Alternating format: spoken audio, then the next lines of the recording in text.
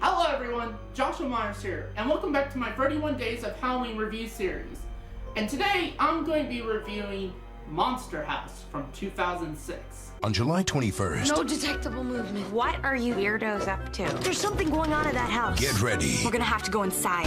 Say what? for the most incredible, thrilling, mind-blowing, No more Mountain Dew. heart-stopping, and hilarious adventure of the summer. Oh, yeah. From executive producers Robert Zemeckis and Steven Spielberg, Monster House. Did I miss anything interesting? Rated PG, directed by Gil Pennon. Monster House stars Steve Buscemi, Kevin James, Jason Lee, Nick Cannon, and is directed by Gil Kennan. The plot of Monster House is that three adventurous kids from the neighborhood go to war with a suburban home that's been taken over by a vengeful human spirit.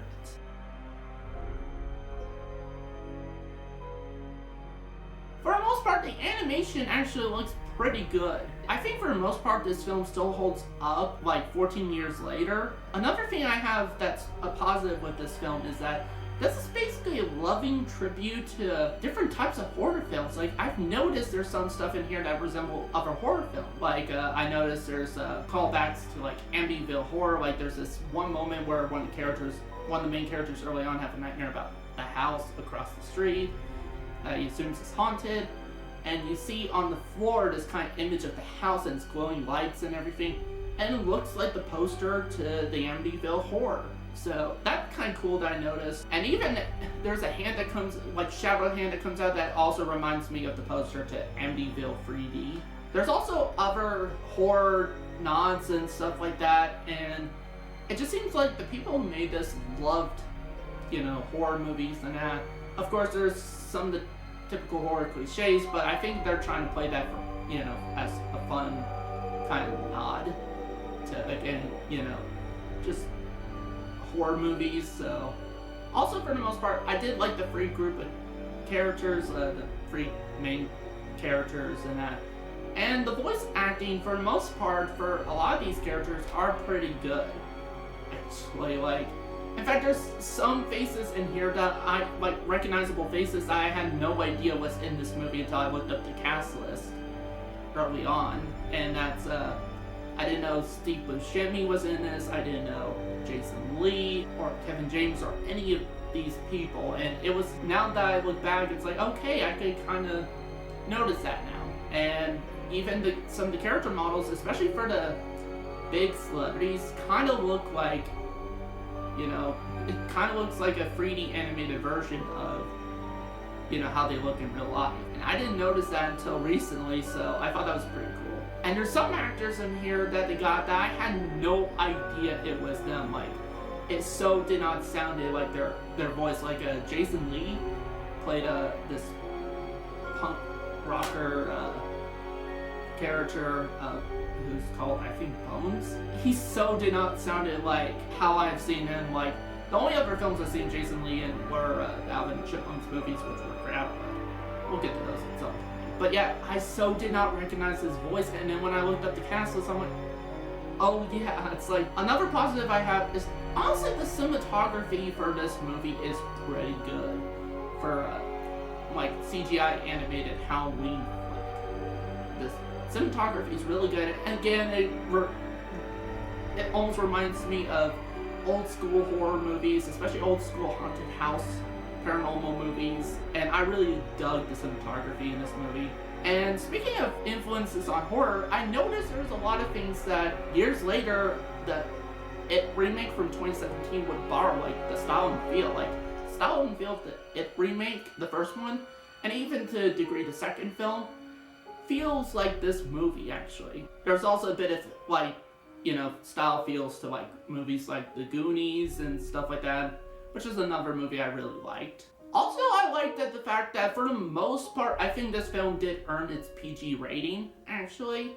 I do think they could have done without some innuendos and stuff like that for this movie, but for the most part, I think it did earn its PG rating. Because there are some intense imagery in this movie that I think would probably scare some kids. Plus, also, it gets kind of dark and stuff, especially when it goes into the backstory of, you know, this house and its owner, portrayed by Steve Buscemi, which he was great in this movie. Actually, I really liked him as Mr. Nippercracker. Like he portrayed this crazy old dude and that you think is like a bad guy and everything, but then again later on it's revealed, you know, that kind of cliched stuff. But I think it's playing, you know, I think it knows that it's trying to do all these cliches in that and kind of plays on them a bit.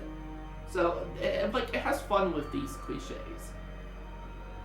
Again, because it's trying to call back to a lot of different horror movies and that, and it's like a loving tribute.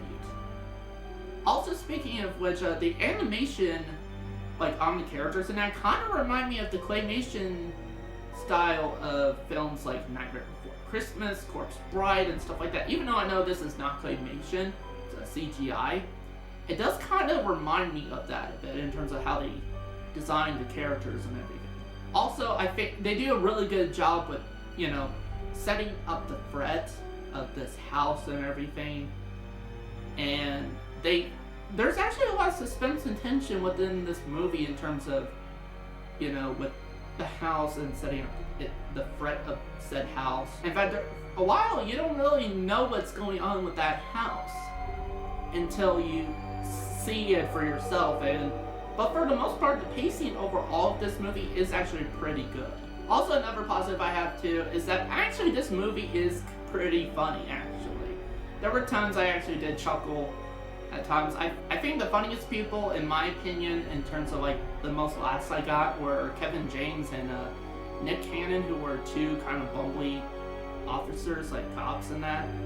And they were actually pretty funny, and I think they worked off well together.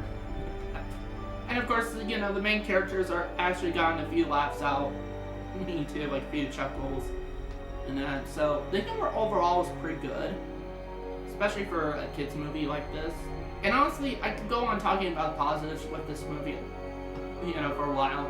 So let's just get on to my negatives.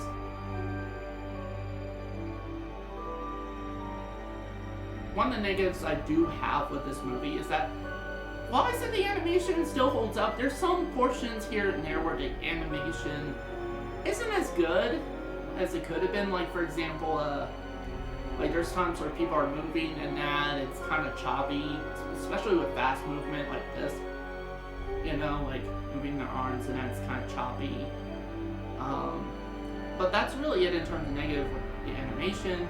And there's some humor that didn't really work for me. I think have been cut out with the movie. And another negative I do have as well is, and of course I think it's because they're paying tribute to, you know, different horror movies and that, but there's just some characters that I feel like have no redeeming qualities whatsoever and just come out as straight assholes in that. And that's, you got babysitter in that, she was just a complete, you know, like douche of a person in it, and like I could not tolerate her. So yeah, I wish they didn't have to make them likable, but at least more human.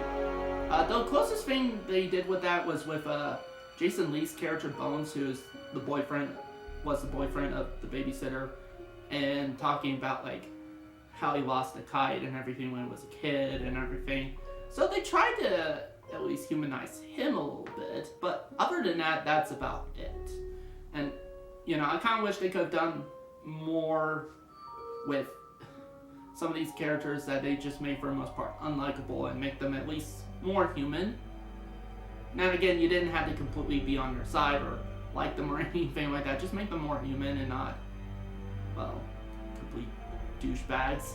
And honestly, that's it for my negatives. So let's get on to my rating. So with that said, I'm going to give Monster House a 4 out of 5 stars. Honestly, for me, this is a pretty good Howling Kids movie. There's some issues I had with this that could have been done better, but overall, I had a blast with it. I haven't seen this movie in ages. The last time I saw it, I think, was probably when I saw it in the theaters when it first came out, back in 2006. and I remember really liking it as a kid. I still really like it as an adult. I did notice some issues, like I said, but, you know, I could look for the most part past those issues. I just think they could have done some different stuff with it to make the movie a little bit better. But overall, really good kids movie, especially, you know, for, you know, if you want to put this on for your kid during Halloween. I highly recommend it. In fact, I even recommend it for adults to watch this movie. It's actually a pretty good movie to watch during the month of October. So that's it for this review. Thank you guys for watching, and see you next time.